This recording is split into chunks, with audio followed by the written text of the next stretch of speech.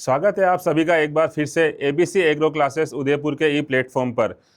पिछले कई कक्षाओं से मैं आपके सामने रेगुलर बहुत सारे प्रश्नों की सीरीज लेकर आ रहा हूं, चाहे वो शस्य विज्ञान हो, उद्यान विज्ञान हो, पशुपालन हो, मृदा विज्ञान हो। उसी सीक्वेंस में आज मैं कुछ महत्वपूर्ण प्रश्न लेके आया हूं उद्यान विज्ञान से संबंधित। तो चलिए हम बात करते हैं उद्यान विज्ञान के कुछ महत्वपूर्ण प्रश्न जो आपके विभिन्न प्रतियोगी परीक्षाओं जैसे जेट हो, सीयूटी हो, एग्रीकल्चर सुपरवाइजर आदि में संभवतया पूछे जाते हैं और पूछे भी गए हैं। तो चलिए हम स्टार्ट करते हैं सारे क्वेश्चंस को जो रिलेटेड करते हैं किससे, उद्यान विज्ञान से। चलिए देखिएगा,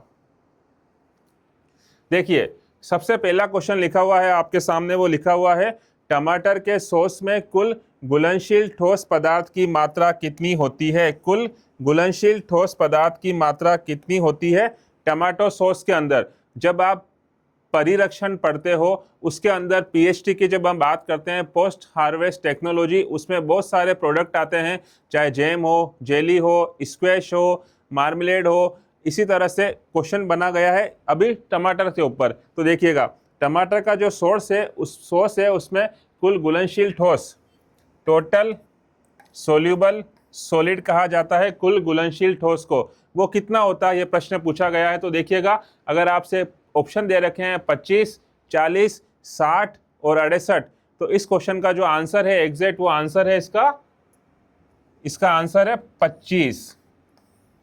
याद रखिएगा, टमाटो सॉस के अंदर कुल घुलनशील ठोस, जिसे हम क्या बोलते हैं, टोटल सोल्यूबल सॉलिड, ये कहा जाता है कितना होता है, 25% होता है। ये बात समझ में आ गई आपको सॉस के बारे में। नेक्स्ट देखिएगा, देखिए एक क्वेश्चन लिखा हुआ है, निम्न में से किस सब्जी में विटामिन ए की मात्रा सबसे ज्यादा होती है। विटामिन ए, ठीक है, जिससे नाइट ब्लाइंडनेस होता है, आप जानते हो, उसकी कमी से। अब देखिए ऑप्शन क्या दे रखे हैं गाजर, कद्दू, शलजम और मूली, इन चारों में से विटामिन ए सबसे ज्यादा किसमें मिलता है। तो इसका जो आंसर है वो आंसर है गाजर। गाजर में सबसे ज्यादा विटामिन मिलता है इन चार ऑप्शंस में से। अगर आपसे पूछें गाजर का वानस्पतिक नाम क्या है, जो मैंने बताया हुआ है कि आपको करीब करीब हर सब्जी का वानस्पतिक नाम भी याद होना चाहिए, तो यहाँ पे है डोकस कोरोटा, डेकस केरोटा, ठीक है। अच्छा, मूली का नाम तो आप जानते हैं, मूली का नाम क्या होता है, रेफेनस सेटाइवस, रेफेनस सेटाइवस। कद्दू का नाम आप जानते हैं, शलजम का नाम आप जानते हैं, ब्रेसिका रापा। इस तरह से आपको इन सब के नाम पता होना चाहिए, कुकुरबिटा, ब्रेसिका, इस तरह से वनस्पतिक नाम आपको सबके याद होने चाहिए। नेक्स्ट देखिएगा, टमाटर के अंदर एक रोग होता है उस रोग को कहा जाता है बीईआर। बीईआर का मतलब होता है ब्लॉसम एंड रोट। क्या बोलते हैं इसको, ब्लॉसम, ये ऐसा भी लिखा हुआ आ सकता है, ब्लॉसम एंड रोट, इसको शॉर्ट फॉर्म में हम क्या बोलते हैं, बीईआर। ये किसकी कमी से होता है, ये क्वेश्चन पूछा है, विकल्प दे रखे हैं आपको, बोरोन, पोटेशियम, नाइट्रोजन और कैल्शियम। तो इस क्वेश्चन का आंसर होगा बीईआर जो होता है वो किसकी कमी से होता है, वो होता है कैल्शियम की कमी से। तो इस क्वेश्चन का आंसर क्या हो जाएगा, कैल्शियम। टमाटर में बीईआर रोग जो होता है वो किसकी कमी से होता है, किस पोषक तत्व की कमी से होता है, तो इसका आंसर हो जाएगा कैल्शियम। नेक्स्ट देखिएगा, देखिए एक क्वेश्चन दे रखा है आलू के ऊपर कि आपको आलू में जर्मिनेशन बढ़ाना है, आलू में अंकुरण बढ़ाना है, उसके लिए इसको किस रसायन से उसके बीज का हम ट्रीटमेंट करेंगे, सीड का ट्रीटमेंट, किस सीड ट्रीटमेंट में किस केमिकल का यूज करेंगे। विकल्प दे रखे हैं आपको, थायो यूरिया, MH24D या कोई नहीं। MH का मतलब होता है मेलिक हाइड्रोजाइड, ठीक है, शॉर्ट फॉर्म में MH बोलते हैं इसको, मेलिक हाइड्रोजाइड। तीसरा विकल्प दे रखा है 24D और पहला विकल्प दे रखा है थायो यूरिया। तो याद रखिएगा, आलू के जब भी आप केमिकल की बात करोगे कौन सा, सीड ट्रीटमेंट का, उसका आंसर हो जाएगा थायो यूरिया। ये आपको याद है और याद होना भी चाहिए। आलू का वानस्पतिक नाम क्या होता है, आप बताओ, आलू का वानस्पतिक नाम। हाँ, आलू का वानस्पतिक नाम होता है सोलेनम ट्यूबरोसम। याद रखिएगा, आलू का वानस्पतिक नाम होता है सोलेनम ट्यूबरोसम। सोलेनम ट्यूबरोसम, ये आलू का वानस्पतिक नाम होता है। नेक्स्ट देखिएगा, फूल गोभी। फूल गोभी की सीड रेट पूछिए आपसे, फूल गोभी की बीज दर कितनी होती है और वो किसमें होती है? ग्राम पर हेक्टेयर में। तो यहाँ पूछा है आपसे, विकल्प दे रखे हैं 400 से 500, 600 से 700, 800 से 900 या 900 से 1000। तो अगर आपसे पूछे ब्रेसिका स्पीशीज की बात हो रही है फूल गोभी, फूल गोभी की जो बीज दर है वो याद रखिएगा वो होती है 600 से 700 ग्राम। तो याद रखिएगा, अगर आपसे कभी फूल गोभी की बीज दर पूछ लें तो इसका आंसर क्या हो जाएगा? 600 से 700 ग्राम। नेक्स्ट देखिएगा आप, ब्लैक ब्यूटी। देखिए एक वेराइटी है, मैंने आपको बताया था वेराइटीज के ऊपर क्वेश्चन बनते हैं और इस एग्जाम में भी आएंगे, चाहे कोई सा भी एग्जाम हो आपका, ठीक है।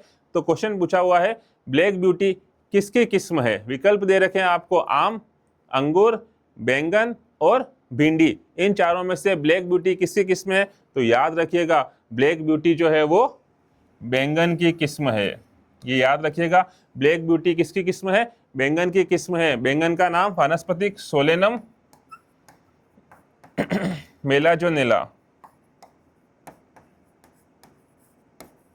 सोलेनम मेलाजोनेला। आम का आप जानते हो मैंजीफेरा इंडिका, अंगूर का आप जानते हो विटिस वेनिफेरा, बैंगन का मैंने लिखा है सोलेनम मेलाजोनेला, भिंडी का नाम एबिलोमोस्कस एस्क्यूलेंटस। इस तरह से आपको वानस्पतिक नाम याद होने चाहिए। तो देखिए ब्लैक ब्यूटी किसकी किस्म हुई? तो आपका आंसर क्या हो गया? बैंगन की किस्म हुई।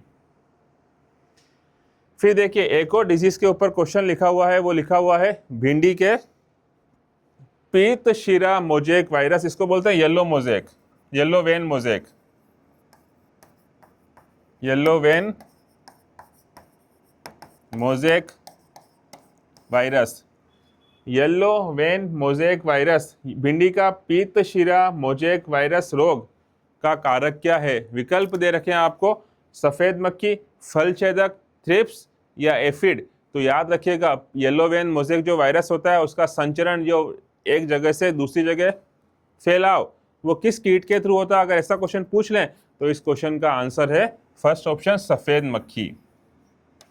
याद रखिएगा व्हाइट फ्लाई बेमेशिया स्पीसीज। तो इस क्वेश्चन का आंसर क्या हो जाएगा? सफेद मक्खी। नेक्स्ट देखिएगा आप, मनी मेकर। देखिए एक और इंपॉर्टेंट वेराइटी दे रखी है मनी मेकर।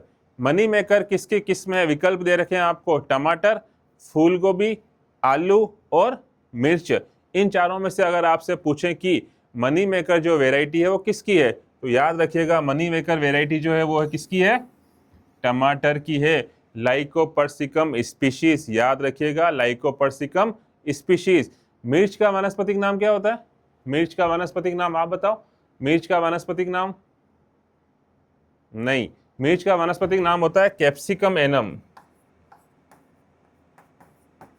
Capsicum annuum. याद रखिएगा, मैंने कहा ना वानस्पतिक नाम आपको पता होने चाहिए। आलू का पता है सोलेनम ट्यूबरोसम, फूल गोभी ब्रेसिका स्पीशीज, टमाटर का आपको बता दिया, पता ही होगा लाइकोपर्सिकम स्पीशीज।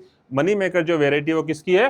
टमाटर की है। नेक्स्ट देखिएगा, देखिए रूपांतरित जड़, इसको बोलते हैं मॉडिफाइड रूट। मॉडिफाइड रूट किसका उदाहरण क्या है? मॉडिफाइड रूट, मॉडिफाइड रूट का उदाहरण क्या है? विकल्प दे रखे हैं आपको, मूली, गाजर, शलजम या सभी। तो याद रखिएगा जब आपको ऐसा प्रश्न पूछें कि रूपांतरित जड़ का उदाहरण क्या है, तो उसका आंसर होगा मूली भी है, गाजर भी है, शलजम भी है। ये तीनों एग्जाम्पल किसके हैं? रूपांतरित जड़ के एग्जाम्पल हैं। तो इस क्वेश्चन का आंसर हो जाएगा सभी। उसमें मूली भी आती है, गाजर भी आती है और शलजम भी आता है। तो इस क्वेश्चन का आंसर क्या हो गया? सभी। नेक्स्ट देखिएगा, देखिए सब्जियों में जब आप पीएचडी पढ़ते हो तो इसमें एक इंपॉर्टेंट वर्ड आता है, इसको बोलते हैं कैनिंग। आपने सुना होगा कैनिंग, हिंदी में इसको बोलते हैं डिब्बा बंदी। कैनिंग को क्या बोलते हैं हिंदी में? डिब्बा बंदी। और डिब्बा बंदी का अगर आपसे फादर पूछें, फादर ऑफ कैनिंग किसे कहा जाता है, तो आपका आंसर क्या होगा? Nicolas Appert, Nicolas Appert. याद रखिएगा डिब्बा बंदी के फादर किसे कहा जाता है? निकोलस एपर्ट को कहा जाता है। क्वेश्चन ये पूछा गया है कि सब्जियों में जो कैनिंग होती है वो किस में करते हैं?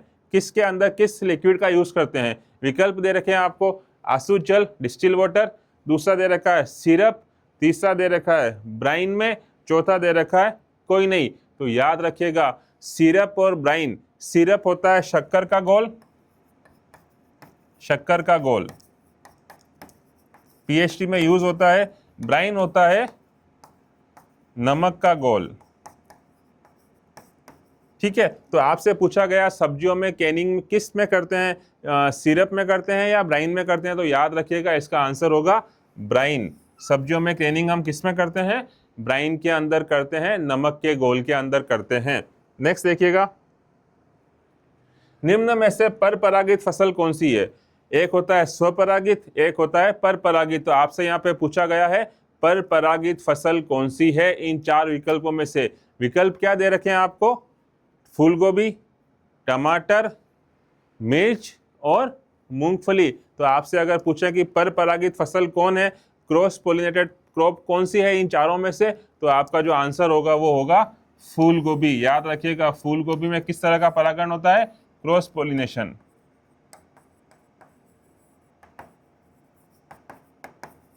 ठीक है, यहां तक बात समझ में आ गई आपको? स्वपरागण और परपरागण आप जानते हैं। नेक्स्ट देखिएगा, ताजा मशरूम के सेवन से, ताजा मशरूम को जब आप खाते हो तो उससे क्या चीज कंट्रोल रहती है? आप जाते हो किसी बड़े 5 स्टार होटल में, वहाँ मशरूम की बहुत सी डिशेस मिलती हैं। तो प्रश्न ये लिखा गया है कि ताजा मशरूम के सेवन से निम्न में से कौन सी बीमारी को हम कंट्रोल कर सकते हैं? विकल्प दे रखे हैं आपको, कोलेस्ट्रॉल, रक्तचाप, नेत्र ज्योति या आरबीसी की संख्या। इन चारों में से किसको हम कंट्रोल कर सकते हैं मशरूम के यूज करने से, मशरूम को खाने से? तो याद रखिएगा मशरूम का मेन जो कंट्रोल होता है, मेन जो कंट्रोल करता है वो कंट्रोल करता है कोलेस्ट्रॉल के अंदर। तो कोलेस्ट्रॉल लेवल को कंट्रोल में रखता है मशरूम, इसलिए मशरूम खाना बेनिफिशियल होता है। प्रोटीन का भी बहुत अच्छा सोर्स होता है, आप लोग जानते हैं मशरूम के बारे में। चलिए नेक्स्ट बात करते हैं। मटर के अंदर एक डिजीज का नाम लिखा हुआ है, मटर के अंदर लिखा हुआ है मार्श स्पॉट। मार्श स्पॉट एक फिजियोलॉजिकल डिसऑर्डर है, मार्श स्पॉट। मटर के अंदर मार्श स्पॉट की विकार जो है, फिजियोलॉजिकल डिसऑर्डर जो है, वो पोषक तत्वों की कमी से ही होते हैं। तो यहाँ पे ये पूछा गया है कि ये जो मार्श स्पॉट है वो किसकी कमी से होते हैं? विकल्प दे रखे हैं आपको, मोलिब्डेनम, बोरोन, फेरस और मैग्नीज। तो क्या आंसर होगा इसका? इस क्वेश्चन का आंसर होगा मैग्नीज। याद रखिएगा मटर के अंदर जो मार्श स्पॉट डिजीज होता है उसका रीजन क्या होता है? मैग्नीज होता है, ये भी आप याद रखिएगा। नेक्स्ट बात करते हैं। देखिए दो किस्मों के नाम दे रखे हैं आपके सामने, दुर्गापुरा लाल और दुर्गापुरा केसर, और पूछा गया है कि ये दुर्गापुरा लाल और दुर्गापुरा केसर इन चारों में से किसकी वेराइटी है? विकल्प आपके सामने लिखे हुए हैं, वो विकल्प हैं, पहला खरबूज, दूसरा तरबूज, तीसरा खीरा, चौथा बैंगन। तो याद रखिएगा जब भी आपको इन दोनों के बारे में पूछें तो इनका जो एग्जैक्ट आंसर होगा वो होगा तरबूज। तो अगर आपसे पूछें कभी कि दुर्गापुरा लाल और दुर्गापुरा केसर कहाँ से, सॉरी किसकी किस्म है, तो इसका आंसर क्या हो जाएगा? तरबूज। ये चीज आप याद रखिएगा। नेक्स्ट देखिएगा, प्याज का फूल क्या कहलाता है? प्याज, लहसुन प्याज जो आप जानते हो, प्याज का फूल क्या कहलाता है? Allium species. विकल्प दे रखे हैं आपको, पेनिकल, अम्बेल, रेसिम या कोई नहीं। तो आपसे अगर पूछें कि प्याज का फूल क्या कहलाता है तो याद रखिएगा प्याज का जो फूल कहलाता है वो कहलाता है अम्बेल, एलियम, एलियम सेटा, एलियम सेटाइवम, एलियम सेपा, सब आप जानते हो लहसुन प्याज के वानस्पतिक नाम है। तो अगर आपसे ऐसा पूछें कि प्याज का फूल क्या कहलाता है तो इस क्वेश्चन का आंसर क्या हो जाएगा? अम्बेल। आई बात समझ में आपको? तो देखिए आज हमने जो बात करी वो किसके क्वेश्चंस की करी? आज हमने उद्यान विज्ञान के कुछ महत्वपूर्ण प्रश्न लिए जो विभिन्न प्रतियोगी परीक्षाओं में आए हुए हैं और पॉसिबिलिटी है कि आगे भी एग्जाम में आते रहेंगे। तो हम उन्हीं प्रश्नों को कवर कर रहे हैं जो एग्जाम पॉइंट ऑफ व्यू से बहुत इंपॉर्टेंट प्रश्न है। तो इसी प्रकार की प्रश्न सीरीज जो आपको रेगुलर मिलेगी उसके लिए आप जुड़े रहिए आपके अपने ABC agro classes Udaipur platform से। इस चैनल को सब्सक्राइब और लाइक कर लीजिएगा जिससे आगे आने वाले सारे वीडियो आपको रेगुलर मिलते रहें। और इसी सहयोग के साथ आपकी अपेक्षा करते हैं कि आपने जो सहयोग दिया है वो आगे भी हमेशा बना रहेगा। बहुत बहुत धन्यवाद आप सभी का।